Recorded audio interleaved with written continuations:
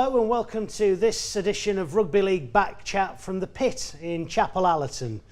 On our panel today, Chris Irvine, Rugby League writer for The Times, Richard de la Riviere from League Express, and Mark Wilson, the Rugby League correspondent for TalkSport. Gentlemen, in fact Chris to start with, a good do in Denver, wasn't it? I think so, yeah. I mean, some people have criticised the crowd, but I don't think 20,000 was bad going. For taking the sport across to the stateside.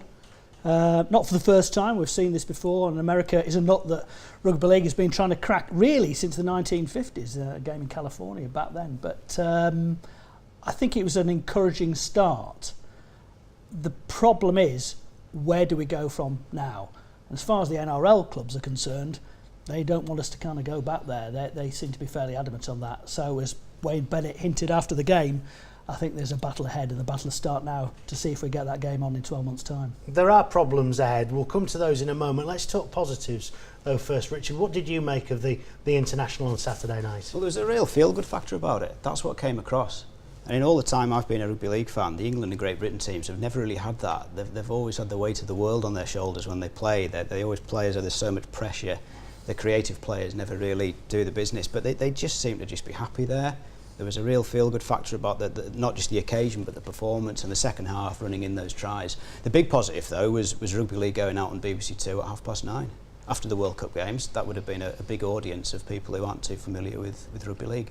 Thumbs up from you, Mark, as well? Yeah, definitely. I want to see more England games. I thought it looked great. I know the stands weren't as full as we would have all hoped, but what a stadium to be playing in, and it looked absolutely fantastic, I thought. I was in the pub on Saturday night, I'm not going to lie, everyone was watching it. You know, it was great entertainment, I thought it was a good game. Like Chris says, the battle now is where do we go from here and how do we kick on from that? 60,000 in that stadium would have looked a bit empty though. I mean, the Mile High Stadium in Denver is a coliseum. It's absolutely huge, and to get 20,000 people there, again, people will say how many were free tickets, how many were that interest, but I think it was a tremendous achievement, really, Chris. Yeah, no, I think it was, and by the sounds of it, for those who were there, 3/4 of them were Americans and new to the sport, and that's the key to this, and it's not just the numbers in the stadium. It was the numbers watching on TV, and it went out on CBS Sports, which has a footprint of 60 million people potentially would watch that game, and it's the kind of, it'd be interesting to see what the feedback is on that as well, because this is a new sport for so many people. I think it's ambitious. Richard was dead right, and the product was good. The product was good. It was a really good England performance. In fact, I warmed to that performance more than any other than I saw in the World Cup. There was some real flair. There's some real determination. There's some great positives. Well, Jake Connor was that try is good. Yeah, was fabulous. Well, and that's a player. What I like, he's got this reputation as a bit of a grub, isn't he? And a bit like, but he's our grub in that, and he's in people's ears. He's like a mosquito, isn't he? But he's also a cracking player. Well, I figured they wouldn't pick him because we tend to shy away from picking those who are a little bit controversial. Yeah. But no, I think that I hope he stays, and I hope he starts. Wayne Bennett was even saying that his selection was based on what he's been told by other players as well. So he was taking that in from other players, and I think that probably helped Connor across the line. Did he get a bit lucky though? We know Williams. If Williams had been there, would possibly, and he got lucky, perhaps with Lomax going off early. So, but he took his chance, and that's the thing. And I think it adds into that mix as well. And he's a utility player. If we've got a problem at half-back, he can go in there, he can play in the centre, he can play a number of positions. And it's great that we've got another creative player to add into the mix. Ideally, he'd play in the centres with Bateman back in the forward. Yeah. Ideally. Oh, yeah. Do you think that we sometimes have to accept, and this might be a bit of heresy to people who follow England home and away when they can, that game isn't actually for us, even though it's our team, our England team playing? Do we have to accept that if we are going to have games over there, they're actually aiming them at people other than us rugby league fans from England? What was nice about it was that what the international game needs here is just a bit of variety, because for years and years we just play the same two teams in the same few stadiums, and I think that's one of the reasons why, you know, like I was saying before, I think that's one of the reasons why the international games just never really kicked on. But taking it to Denver, there was just that feel-good factor, and if we could just start playing some other teams as well. We played New Zealand this year 4 times and no one else. That wouldn't happen in any other sport, would it? Can you imagine if the England football team only played, say, Italy 4 times and no one else? We just need a bit of variety in the international game, and I think that's a step in the right direction. How do you get that variety then, other than going to Denver, other than doing big things? Can you do it by bringing other teams over here? Yeah, the variety is the South Sea Islands, isn't it? And Tonga and Fiji and Papua New Guinea, all of whom took great strides in the World Cup, all of whom were in action also at the weekend as well.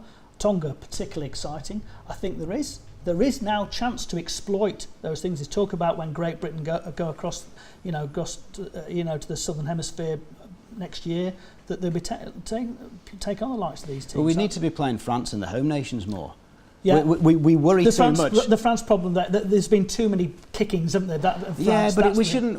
In other sports, they're not so bothered about that. The England teams in other sports play teams that they thrash, and they don't get bothered about that. But we basically canned the mid-season international with France because the crowds were only sort of 9,000-10,000, and because we beat them 50-odd points on a couple of occasions. That's the wrong reason to get rid of it. And you mentioned the Great Britain tour, but what chance have the Ireland and Welsh and Scottish lads have got of... They need to be playing England to show what they can do to get into that Great Britain squad for 2019. I just wonder if we need, as a sport, now we need to be really brave. Do we amend our calendar to match the NRL calendar? Do we have to meet them halfway? The Aussies clearly have not got our passion, if you like, for the international game. Do we need to meet them halfway and say, right, we'll match your calendar, but on the proviso that we get 3 international breaks throughout the season and games at the end? I think we've got to be brave as a sport now. We've shown we can do it, and the talks are there might be more games going to America.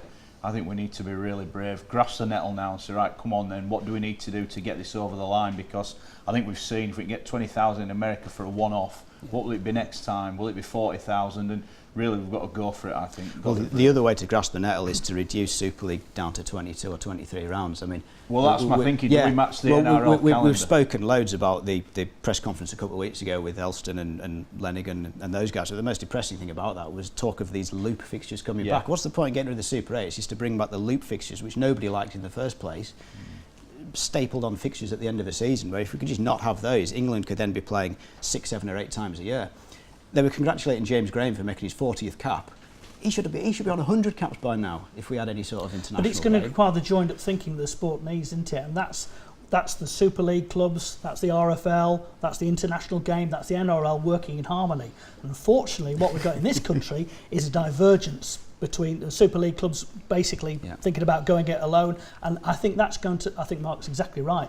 International game, that's what's going to give us credibility, and that's going to help grow our game. But I think insular thinking, certainly on the part of the NRL clubs, might be matched by the Super League clubs in this country as well, as they seek to strengthen their hand. But all the power in reality is with the NRL, isn't it? Because if the Aussies don't play ball, you can have a vibrant international scene, but without Australia, is it any good?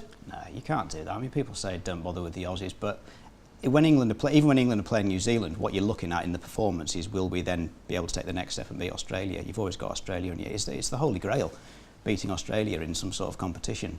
You take that away, I think the international game would fall away.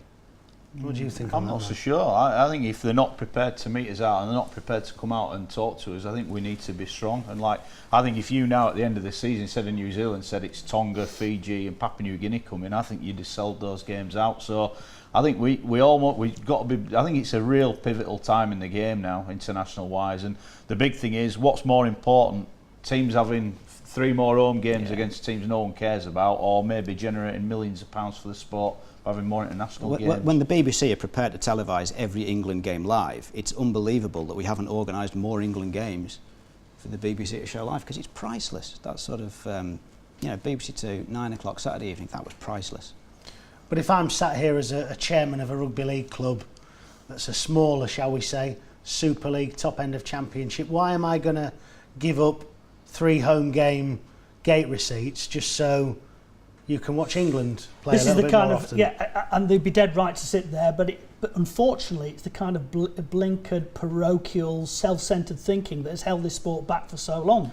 Now, if we can get over that, and we think we've got a credible international game that's got other teams, because part of the criticism has been, well, it's just England, it's just New Zealand, it's just Australia, but I don't think that's the case anymore. You have got credible teams. PNG, they're worth watching. Tonga, they're not just worth watching, they are a serious threat. And so are Fiji. They got to the World Cup semi-finals the last 3 tournaments. So I think there is a growing international game. The game as a whole is how we're going to grow our game. And that was what Wayne Bennett was referring to afterwards. If we continue to dip in the same pond for 20 years and we don't have a global product, then we don't have a game. That's the crossroads that rugby league is now at. Which way is it going to go? And my fear is that still the NRL clubs will hold sway and the Super League clubs might kind of like go their own direction. And their business is not about growing the international game. But what they don't see is that the international game can grow the game as a whole. Well, how I would answer that is that Huddersfield recently admitted that opening the stadium doesn't always even make money. When they were justifying the decision to let people in free against Catalan, which I thought was a great decision, but they were actually saying, you open up the ground, you've got to pay your cost. You don't always cover those costs. You don't always make money. And you look at some of the crowds towards the end of the season when teams are limping towards the September, October. It's only going to be the big teams that are making money out of those repeat fixtures. The smaller teams, I don't think they will be. But the other argument is that if they want more money through the turnstiles, they need to put more effort into marketing their games, because how many Super League games ever sell out? Maybe 1 a season, 2 a season if we're lucky. If they want more gate money, they need to be marketing the and that's what Robert Elston has talked about. He realises the weakness of the game. We've got to grow stronger, and by that it's bums on seats, isn't it, in stadiums, and there's just simply not enough of them. So we've got to think about how there's we no grow the Peter game. Deakins in the sport anymore. You'll have worked. It was a bit before my time as a journalist, but Peter Deakin was miracles, didn't he? Peter Deakin was a complete maestro. Explain who he is, just for people Peter who don't know. Deakin came in at Bradford Bulls at the start, just before the Super League era started, unashamedly took what was happening at Keighley and kind of built on that on a bigger scale at Odsal, with some far-sighted coach and players, and grew the Bradford brand. With the likes of Brian Smith as coach and Matthew Elliott after him, and created this thing that really was vibrant. At the start of the Super League era, Bradford drove the Super League, and they caused the likes of Leeds and many other clubs to look and reinvent themselves. And you felt at that time, under Peter and many others, that the game was really driving forward. And maybe you get to a situation, then when the players came in 1998, you had a home and away, you didn't have the loop fixtures and things like that, and a top 5 playoff. And maybe if you have the Challenge Cup compartmentalised at a certain part of the year, then that's more attractive to people, the marketeers, who need to come into this game and kind of help it to grow, because that's where we're at the moment. This is the crossroads we're at. I was determined for the first part to be all positive and be all about England and Denver, but we've kind of reverted to type, haven't we, in fairness? So let's finish off the last 2 or 3 minutes by talking about that England performance. We'll talk more about it in part 2 as well, but you mentioned Jake Connor in dispatches, but across the board it was pretty good. Well, Elliot Whitehead, I thought, had an outstanding game. Yeah, Tommy Makinson as well. Whitehead man of the match. I don't think the halfback's really fired though. I think Widdop's naturally a second receiver, and I don't think Johnny Lomax's fired. I think he should have still picked Danny Richardson as a natural first receiver. Then Widdop could play his normal standoff role. But other than that, yeah, I mean, Ryan Hall's try. Wow, you sometimes wonder if Ryan's coming to the end and then he scores a try like that. Fantastic. Great performance. Enjoyed watching it. I think, like you said, how good is it though that we're questioning people that maybe should have been in the squad. Too often the team has pretty much picked itself, and I think that's always been a disappointment. Now we're seeing these young kids coming in, Makinson and Connor getting a chance. I thought that was fantastic, and I'm looking forward now to seeing who's going to be knocking on the door at the end of the season to try and force their way in. Give us 30 seconds on it, Chris. I think that it really sets up the 3-match series at Hull, at Anfield and Ellen Road really, really nicely. I think we should be hopefully selling tickets on the back of that, and we want full stadia for those, because I think it could be a cracking series. It'll be a stronger New Zealand side, be a wiser New Zealand side under Michael Maguire, who was under difficult circumstances there, but I think it's going to be a cracking series, that. Well worth attending. So international rugby, the focal point of part 1. In part 2, we'll turn our attention to matters of a more domestic nature, including the climax of the regular Super League, Championship and Championship 1 seasons, and a certain defection to Scotland too, from Wigan, on the way.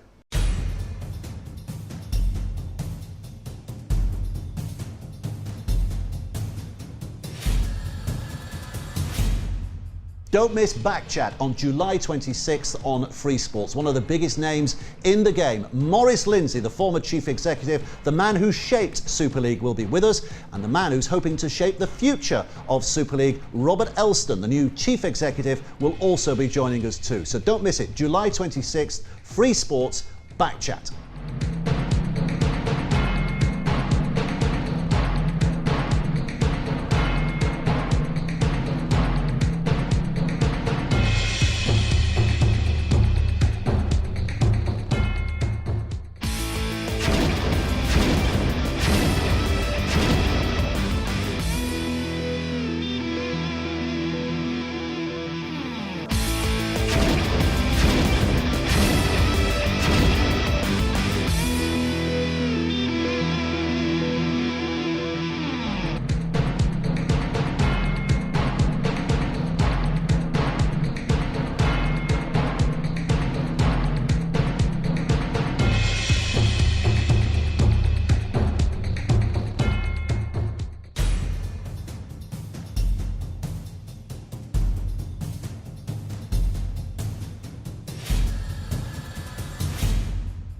Welcome back to the Pit Sports Bar in Chapel Allerton for part 2 of this edition of Rugby League Backchat. It was England, it was internationals in part 1. Let's talk about the game domestically, but firstly Shaun Wane, the news coming that he's going to be joining the Scotland Rugby Union setup as a technical advisor. I think that's the correct term. Mark, you can have first dibs on this. There's sort of been a bit of connection between Scotland and Wigan already. The two coaches, Gregor Townsend and Shaun Wane, they've worked together, haven't they? Yeah, the word, I think it said consultant in the briefing, and I thought, that doesn't seem very long term to me. I just wonder how long this is going to be. Is this a stepping stone to something else? Can you blame Shaun for taking up what probably is a big money offer? No, I don't think you can. But I think he'll be in rugby league before long. I just still can't believe Wigan have allowed him to go. Ian Lenigan, for me, is concentrating on all matters Super League. I think he needs to take a close look at what's happening at his own club, because his coach is left, and now a lot of his big name players have been linked with moves. It's almost like people are trying to unsettle the Wigan camp, skullduggery maybe. But for Shaun Wane, look, the job he's been given, motivating the forwards and improving them. You can imagine he's going to do that. The defensive side of the game, his Wigan side is superb at. So it all fits on that point. I just can't see this is long term for me. I think this is I'll get out of the firing line for a bit and then I'm going to come back in somewhere else. I think he'll be back in league within a year. I think Wigan probably do need to go in a slightly different direction though. They've had this bizarre policy in recent years of signing all their old players back. But that's not Shaun. I don't think that's Shaun Wane's fault. Maybe it isn't, but you know, players going onto the coaching staff as well. I just think they need to go in a new direction. You know, the style of football that they play under Shaun, it's not always been the most attractive. I mean, yeah, week in, week out, they're probably up there most seasons, unlike Leeds, for example, and he has certainly won a few trophies, but he's been there a while now. They've had this policy of sort of signing their old players back, which, you know, I'm not sure that's been a successful one. They look like a club that just needs some new blood and coach and a handful of new players, but obviously it all hinges on who comes in to replace him. You've got this potentially awkward situation of somebody just doing the job for 1 year, keeping the seat warm for Shaun Edwards, and that's a nightmare potentially, because history shows that appointing a coach for 1 year often doesn't work. So maybe that'll happen, maybe it won't, but it would be great to see Shaun Edwards back. I'd be very keen to see that. Talk to us about Shaun Wane's legacy. Is it a good one? Is it a successful one? Is it one that will be looked back on fondly in years to come at Wigan? I think he's a guy that's just steeped in the club. I mean, this is a guy who's put in 30 years service. He's the guy who was the man of the match in Wigan's famous win over Manly. He's part and parcel of that club. You know, he spent some time at Leeds, but he's part and parcel of that club. He was in charge of the academy. He brought through the likes the Sam Tompkins, the George Williams, these players. So he has been a line in all with all the coaches. He's been the line behind Shaun Wane. And when he came in, it was a hard act to follow in Michael Maguire, but he did. And he won the Challenge Cup. He won Super League. He's won everything. World Club Challenge. He's won the lot. And yes, their tactics at times have been somewhat controversial and perhaps remain so. But I think Shaun is a massive loss to rugby league, but like Mark, I agree that I think he'll be back in the game. I think it's probably a short-term think, but why not go and learn? Many people have. Dennis Betts learnt his time at Gloucester. Maybe Shaun, his time at Scotland, will bring some new kind of thinking back there. But I hope and I expect that he'll be back in rugby league before too long. You asked the question, what is going on at Wigan? And just to broaden it away from Shaun Wane, as well as the players who we know are leaving or who have left, Tompkin brothers, George Williams to Catalan this week, other players rumoured to be moving away. I mean, one lot of journalists saying it's absolute rubbish, another lot have obviously thought it was good enough to print. I mean, what do you make of the scenario? Look, I look at it and I look at Tommy Luluai, who's come halfway around the world with a view to working on Shaun Wane's coaching staff. That's why he's come back, and now Shaun Wane's not going to be there. So what does that future lay for Tommy Luluai? How many times has Sean O'Loughlin played when injured, probably 20% fit, but he pulls on the shirt for Shaun Wane? What are the mentality of these players going to be like? All those young kids at Wigan, all they know is Shaun Wane. That from when they started playing rugby for Wigan to getting in the first team for Wigan, it's Shaun Wane. All of a sudden he's not there. I think there's going to be a lot of changes. And you mentioned, recruitment and selling players and buying them back. Shaun Wane hasn't sold all those players. Shaun Wane would never have sold Sam Tompkins if he'd have had the choice. He would have kept him. He was his best player at the time. And I think it's Ian Lenigan that I think Wigan, if I'm honest, are a selling club. If they get anyone that's any good, they sell them. Yeah, they might bring them back, but they sell them. And I think that's the problem that Wigan have got. I think you might be right about this, the standard of play or the style of play. I think Shaun Wane's called Lenigan's bluff, and I think he's walked out, and I think he's left Lenigan in a deep, deep hole, and I think Wigan are going to have a lot of problems coming in the next 2 years. Well, history shows, though, that the big clubs generally bounce back quite quickly because there isn't really that much competition in Super League to take advantage of them if they're going to struggle for a while. Well, possibly, but still no other clubs won Super League other than those three, well, Bradford, of course. But I mean, Williams is an interesting one. I think he needs to stay there, but he desperately needs the right type of scrum half next to him. He had Tommy Luluai playing at 7 last year, and that didn't really work. Sam Powell this year, that doesn't really work either. He actually played his best football, did Williams, when Matty Smith was next to him, because although Smith isn't a particularly flamboyant player, he's just an organiser and he just does the basics well, and that then gives Williams the platform he needs. And if I was Williams, I'd be licking my lips at the chance to work under someone like Shaun Edwards if that rumour is true. This is it. Shaun Edwards has been linked back to Wigan. He's coached Wigan already. He's coached them when he was a player, and he would be. He's been out of the game an awful long time in rugby union. But he's a rugby man. And he's made it clear that that's where, whatever it is, he would like a head coach position within the English Premiership Rugby Union or back in Super League in rugby league. But if it's 2020, that's a long way off. And what is this 1 year gap? Yeah, that's the problem. Ian Lenigan's gone on record this week as saying, look, I'm prepared, if not rugby union, I'm prepared to look at an assistant coach. Michael Maguire was a huge success. Saints went down under, got an assistant coach, proving a big success. And maybe that's it. Look, the time is ripe for a complete brand new thinking at Wigan.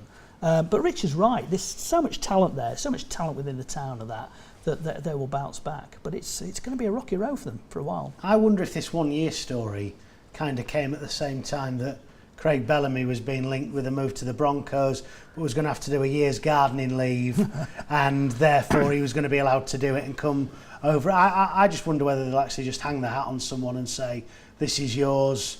It'd be nice to have Shaun Edwards back at some point, but we'll be linked with him every time we change coach, and just go for the next Justin Holbrook and hope that they don't get the next Matt Parrish or something like that. Well, the 12-month thing seems to be John Winder, the current assistant coach. But if you're going to give it to someone for just 12 months, it then needs to be somebody who won't be upset when they're not coaching anymore. So somebody like Winder might then think, well, okay, I'll be happy to work under Edwards. But of course, if Winder then wins, if that happens and Winder wins the Super League title and Edwards comes in and loses his first 5 games, then. But Lenigan seems to have ruled that out. He seems to, even though John Winder was kind of leading the betting for he was odds on, wasn't he? Yeah, he was odds on. But Lenigan scotched that, and so is Shaun Wane. He says he's not ready. Mike Rush did it at Saints, didn't he? He led the way, and then he's dropped back in behind the coaches. It can be done. Do we think around the table? Do we all agree Shaun Wane has been pushed out at Wigan? Would that be fair to say? Or? Yeah, I think Possibly, there's been some interference, but I think he's been there 7-8 years. I don't think it's a bad thing. You know, however it's happened, I don't think it's a bad thing that they're now looking for somebody else. But yeah, I probably. And maybe he'll agree with reinvent himself and come back. But it's very difficult to see someone like Shaun at another club. But maybe he'll come back and that. But I don't see the long rugby union thing like Mark. I don't see it as long term. Let's broaden this out now. Let's talk about Super League in general, and we aren't far off the business end. Let's throw that cliche in there of the regular season. Saints still looking very, very good indeed. Wakefield have come back into some form. Castleford as well. I mean, there's more good teams than bad, I think, is what I'm saying at the moment. How impressed are you heading towards these last few games where we will know who's in the top 8 and who's in the middle 8? Super League, firstly. I think Saints are out on their own at the moment, playing some superb. I keep saying it every week, but I just love watch Ben Barber play. I think it's a privilege to watch him play. I think, you know, however long this ride lasts with Ben Barber in Super League, just enjoy it because he's a tremendous talent. He's an exceptional player. He's the Lionel Messi. He's the Cristiano Ronaldo. He's the Harry Kane of rugby league at the moment. I just enjoy watching him. He's driving that team towards what they hope will be a double, you know, and there's no reason to disbelieve that. Certainly at this stage, no wobble on their part. Warrington still motoring quite nicely. Castleford, I think, exceeding expectations this season, considering what they got. They're now on the 6th full back, but things seem to be working for them, and that's interesting. Wakey coming up behind, and Hull in the mix as well. Yeah, I've got my eye on Hull. Yeah. I think we've not been Hull in the Challenge Challenge Cup. I think that. I think that's a key and point. if Hull finish 4th, yeah, and Saints have to entertain Hull in the first semi-final, interesting. they'll be a bit worried about that because Hull nearly turned them over. Yeah. In the Challenge Cup with a raft of injuries. Hull were superb. And if it hadn't been for the sin bins, they would have won. That's the good thing about Hull. And Rich, you watch them more than anybody around the table. The thing about Hull, they can in a big game they can raise themselves. Whoever's putting in all the black and white when shirt. you've got experience of winning trophies and you know on the bigger stage, that they could go to St Helens and cause an almighty shock in the first round of the playoffs without question. Do you fancy Hull, Cass, Wakefield? Who? I think I'm going to go on record. I've done on the radio. I think Castleford are going to win Super League this year. Saints are brilliant. They're great to watch. But how many times have we seen it? The best team doesn't always win our competition. It's as simple as that. And I almost don't want that to happen. We saw it last year with Cass. They missed out right at the end due to probably off the field things more than what happened. But I just think there's a twist somewhere. And I think Castleford have gone to Warrington, severely understrengthened and won. They beat Wigan. That was a huge win last weekend because what it does, it just gives them that 4-point buffer or 5-point buffer in front of Hull. I thought it was a massive win for Cass. I think there's a twist. I think Hull can still get in. They've got a lot of bodies out. Get them back. I think they're still in the mix. I still think it's a 6-horse race for the top 4. But if you ask me to have a bet now, I just think Cass, with all the bodies they've got out, to still be in the 4 is a tremendous achievement. I think the most interest is possibly at the bottom though, because after this weekend's of fixtures, Leeds could be in the bottom 4 because they go to Wigan tonight, and then you've got also this weekend easier games for Huddersfield and Catalans could potentially beat Cass at home. And if those 3 results go that way, then Leeds will be 9th. No Leeds storm it. Are they not going to take us by surprise and win this thing again? Oh. Well, they're looking. They finish off with Salford and Widnes. They're the last 2 fixtures. Yeah. So if they do end up 9th over the next few weeks, they should be able to win those and climb out. Yeah, but you say that though. They've got Castleford next week. Then they've got Wakefield at home. They are not guaranteed to get a result. Yeah. And 2 wins in the last 2 games might not be enough. Yeah.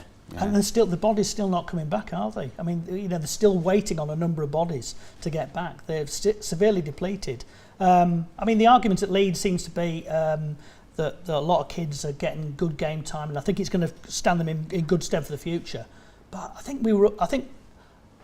I am, and I'm ask everybody else around the table. Are you surprised the state Leeds are in? I am. I thought they would do far better. Not really, because I mean, you look at Leeds and you just think of all the Super League Grand Finals they've won. But if you take those out for a minute, yeah, I know that's a big thing to say. Yeah. Forget those for a minute. Week in, week out, since 2011, they've not been very impressive. But they played the system. They played the system wonderfully. Well, they do, but when you play it.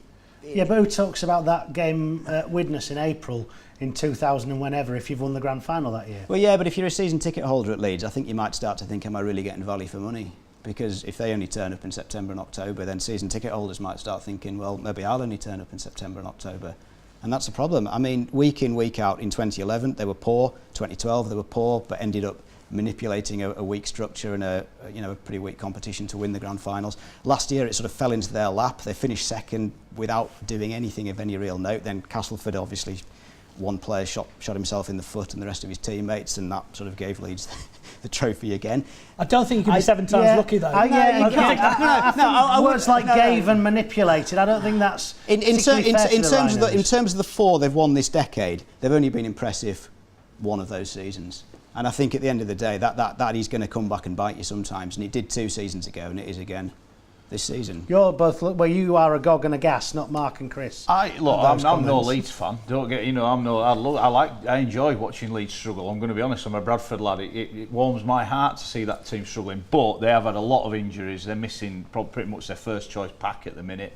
But as Chris said, injury-wise, they're not coming back yet. I think you take Parcell and a Cuthbertson out of that team, and all of a sudden you are wondering where the next win's coming from. I'm not so sure they've hit the bottom of the bump yet. And I thought Brian McDermott, when he said, we competed really well against Catalan in the first half. I was there. I thought Catalan couldn't have been any worse in the first half. And second half, when they brought the big boys on, they won the game. And the other thing is below them, the likes of Catalans, like Huddersfield, they're on rolls, aren't they? Those two clubs, and it's Leeds who six successive losses. They're going backwards. Well, Brian reacted very negatively when Angela Powers suggested that they were in a slump. I mean, it's the absolute definition of a slump. How can you possibly deny they're in a slump?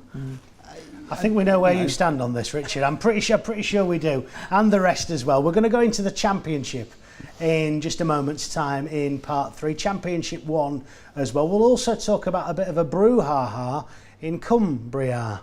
Nearly rhymes, doesn't it? That's all on the way in part 3 of this edition of Rugby League Backchat.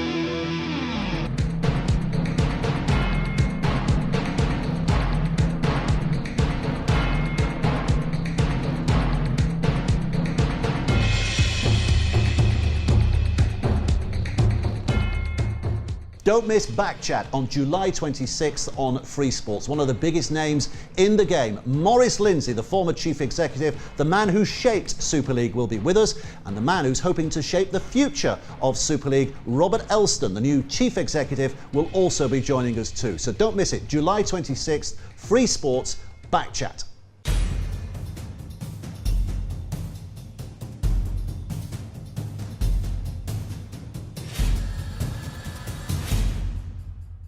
Welcome back to the third and final part of this edition of Rugby League Backchat from the Pit Sports Bar in Chapel Allerton.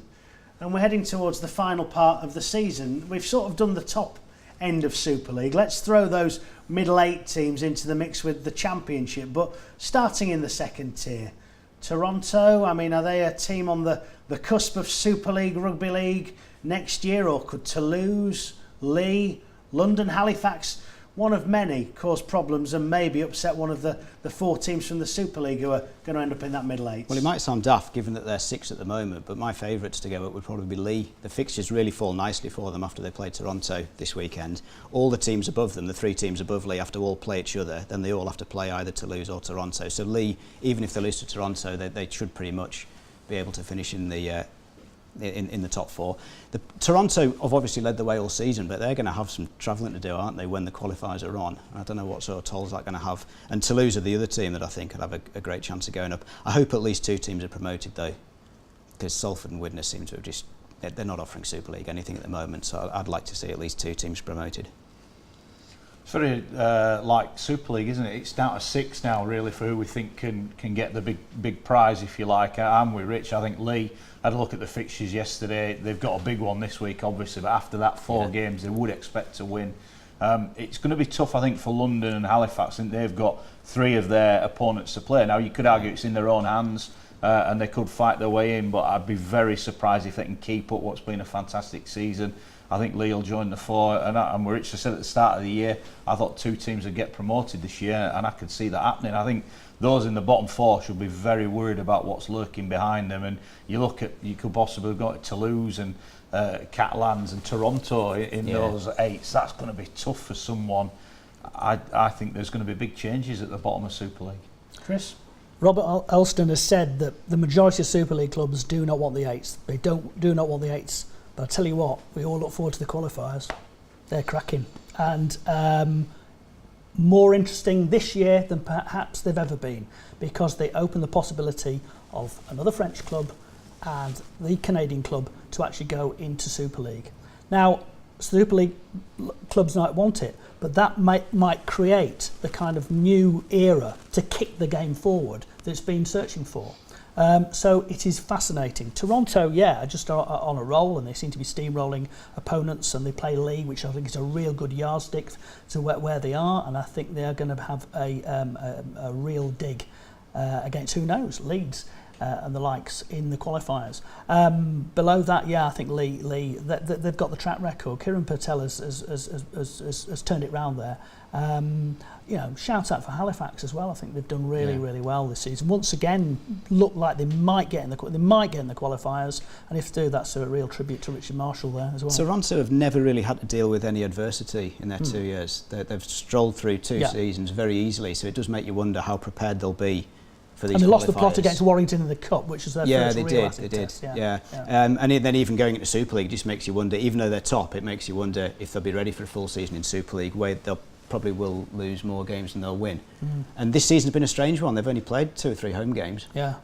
In which case, you've got to look at Toulouse as well. I mean, the little I've seen of Toulouse, we saw them up at the Magic Weekend, really impressed with them as well. They've had a cracking season. 2 French clubs in Super League, it could happen. That was always part of the vision. Well, the thing with Catalans when they came in 2007 was people thought, well, where's the quality going to come from? But the French Elite Championship is of a good enough quality that players can make the step up. It's not that big a step. And Catalans will just be Wigan, other guys. Well, the Catalans have fallen away in recent years because they've moved away from what served them so well in the early years to get the best French players and then recruit wisely from the NRL. They've moved away from that, but Toulouse could possibly come in. If they get it right, they could possibly even go past. Let me ask this. Catalans. Are Toronto good to watch? A lot of people will criticise Toronto. There will be motives behind some of those criticisms. Forget expansion, forget the rights and wrongs of that. Just talk to me about the way Toronto play, because that has come in for a fair bit of criticism. Has it not? They are. I think they're a side moulded by Paul Rowley and in his image, quite a controversial figure, but a winning figure. And I think that he's got them playing the way he wants. It's proving effective. But the real test will come in the qualifiers, when they're going to have to play the likes of Salford, likes of Widnes, and maybe potentially Leeds. We talk about that blowout at Warrington, but we forget for 40 minutes they were going toe-to-toe with Warrington, and if that had carried on, that would have been a very interesting game. The big worry I would have about Toronto is it's their first year in this, and we saw it with Lee. The first year they went into it, they thought all singing, all dancing, we're going to wipe the floor with everyone, and they did. They were bottom, I think, weren't they? Finished bottom.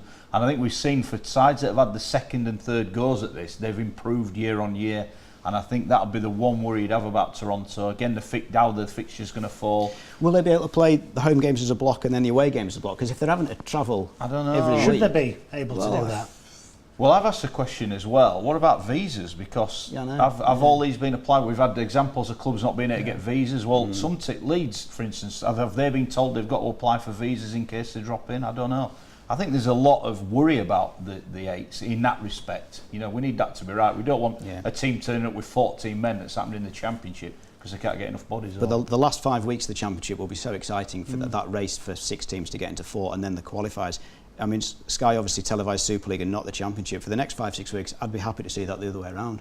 Championship's just unmissable at the moment. Is there any way that we can retain? I mean, is this right? The clubs don't want it, but is there any way we retain some element of the qualifiers because it just brings the Championship into play.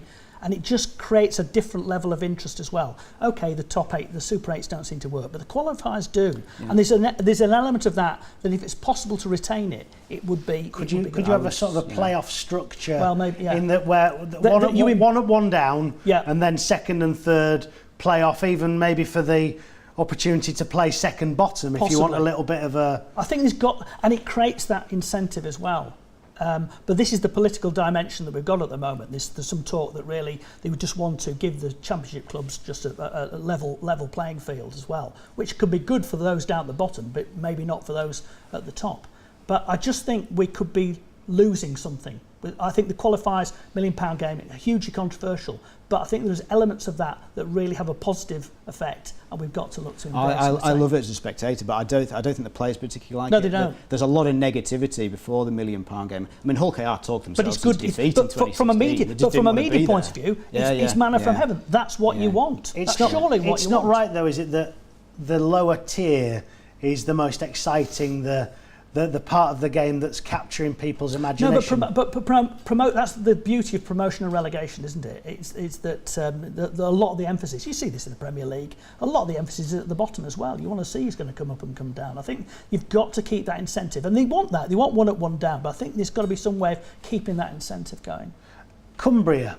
I'm going to sort of divert off down one or two different topics now in the last 5 minutes or so. What's going on in Cumbria at the moment? Because there's a couple of things up there bubbling along, mainly behind the scenes and in the world of finance. Well, firstly, I think Barrow hit the headlines for only taking 14 men to Toronto, and that's obviously not a good look. But I think they've had something like 29 players this year. 7 were unavailable for various reasons other than injury, and then they had about 12 injuries a week or so ago. They don't have dual reg, which credit to them for that, for not relying on that. To an extent, it's sort of unavoidable unless you just stockpiling more and more players. So I think Barrow have actually had a really good season. I think it would be a shame for anything to detract from that. But the big story in Cumbria is Whitehaven, who a couple of weeks ago admitted they were in enormous financial problems, big debts. They said that a sponsor had sort of let them down. The begging bowl came out and lots of people sort of rallied around them, and there was talk of a consortium that was going to take over. Then on Sunday night it was announced that had collapsed, but then Monday, Tuesday there was talk that it might be back on again. But Whitehaven in the last 18 months have recruited pretty recklessly. They've been banking on crowds that they were never going to achieve. And this is just chickens coming home to roost, and at the end of the day, if this consortium doesn't come through, then the main priority is that they survive, and if they have to cut their cloth and accept they're going to be a mid-table team, then so be it. Has Marwan Kukash, has he been spotted in Cumbria at all? Because he was talking about it. He seemed to be. Yeah, he seemed to have some connection with Workington, but no, there's not too much come out about that. But that doesn't mean things aren't happening. But there's always talk of merger, but that's just too big a subject. And there's always talk of Cumbria, isn't there? There's always talk. I mean, obviously Workington were part of the original Super League structure in 1996. And sadly went that first season. But we've been talking about it for the last 21 years, but nothing seems to Is it not just this dream that Cumbria... we get all the players that have come there, but I saw Workington and Whitehaven met the other week. There were 1,300 people there. Look, if they can't be bothered going to watch it, why are we so obsessed with making it a success? If they had a Cumbria team, would they support it? I think they're too parochial, aren't they? If there was... I don't think it's going to happen unless something amazing happens, like someone bankrupt. But if there was a Cumbrian team in Super League, the main benefit from that, like with the example I gave before with France, is that you've got a lot of very, very good Cumbrian players who would, be able to make the step up. And the England coach in an ideal world should be able to have 20 or 30 Cumbrians on his shortlist. They get into the Barla squads, the under-19, and fine. But in the professional ranks, a few get cherry-picked down to Lancashire and Yorkshire, and other than that, they just don't get the chance to play at the highest level. In terms of support, you're right. In terms of a merger, the risk is you might just lose 2 clubs and have one club that's not much better. There's no guarantee that the merged club would go straight into Super League. Obviously it wouldn't. I would imagine some of the bigger thinkers will think a Cumbria brand is more marketable than obviously the 3 teams there, but also some of the teams in Super League, because if you've got these grand ideas of there being a Toronto and a Toulouse in there, and maybe a New York a year or 2 down the line, it's easier to big up fixtures between New York and a county than New York and Widnes, or I think New York and Wakefield. The potential merger of the 3 Cumbrian clubs just harks back to that awful mishmash where they talked Yeah. about Calder and battening Featherstone, Wakefield and Castleford together, which was the worst thing that Well, I ever heard. Barrow to Workington in 70 the miles. cars, it's a terrible road as well, so it's about an hour and a half. Yeah. You can't include Barrow in a merger. They're in their own area in South Cumbria. Yeah. And They're doing all right. Sorry to interrupt, but I want to talk about State of Origin. The Blues have won. A triumph for Brad Fittler, Danny Badiris as well on the coaching staff, getting a lot of praise. People will say, hang on a minute, there's quite a few big guns gone from the Queensland side, but that's life, isn't it? That happens, yeah. Yeah. It's been brilliant to watch because Fittler has just... What I said before about England playing a bit more carefree and with a smile on their face, that's what Brad Fittler has brought to New South Wales. New South Wales have always had a lot in common with England, always losing, never getting it right in the halfbacks. And Fittler's come along, he's pitched in a 20-year-old scrum half. He's got a real laid-back attitude as Freddie, and it's just been great to see. They could have lost both of those games, but when push came to shove, they were the better team at the end, and they've got the series in the bag. I enjoyed the TV coverage of it as well, and just that kind of intimacy that you get. Yeah. Fittler Andrew Johns watching Andrew Fittler give his team talk, and then Fittler talking to him afterwards. That level of openness. There's a lesson for us there as well in terms of selling the game. I thought it was fantastic. I mean, you saw Darren Lockyer interviewing players as they go down the tunnel. It just adds to that thing. But I thought it was tremendous. They haven't won it since 2014. It was a great performance. The best thing about it, I thought, actually, was the spectacle. The style of play now is really, really improved. Because what happens in Australia tends to then come to Super League a year or two later. And I remember an Origin game from 2007, the second game, and it was terrible. Yeah. It was structured, it was block plays, it was wrestling. Yeah. And then all that came to Super League a year or two later. Hopefully, what we saw in State of Origin this year were proper centre battles and no double block plays and stuff like that. They play the ball. They actually play the ball, which is, and that's something that I'd love to see. I'd love to see that. Word on Origin from you, Mark. Yeah, great to watch. Like I say, I watch it from a media perspective almost and see the access they get and the way that they use their former pros, etc. I really like the coverage. Yeah, fair play, New South Wales get the win. Great to see some young guys, and it just shows, that you give young guys a go, even in the hottest of atmospheres. They do quite often get the job done. But even the coaches, the representative coaches in Australia, all really failed at club level. And yet we're still obsessed with this mentality that the next England coach should be someone who's won lots of trophies. Whereas Brad Fittler failed at Sydney Roosters, Mal Meninga, the Australian coach, failed at Canberra Raiders, Kevin Walters didn't do particularly well at Catalans. So maybe we need to be looking at that sort of coach. Gareth Southgate. Need I say more? How would you pick one like that, though? That's impossible, isn't it?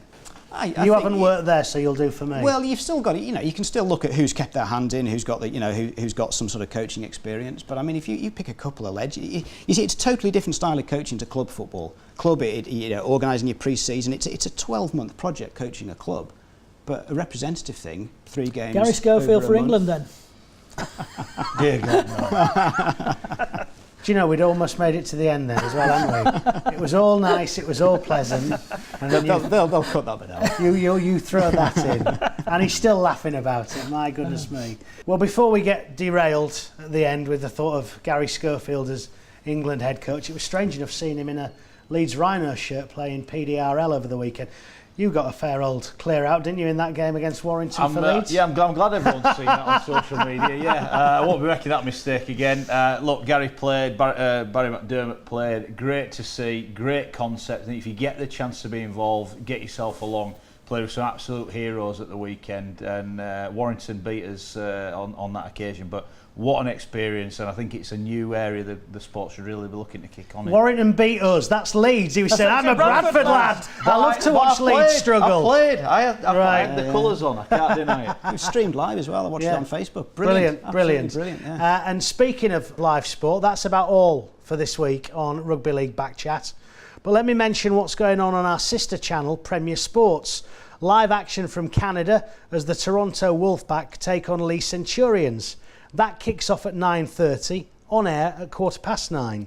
And for all the action on this channel, go to www.freesports.tv.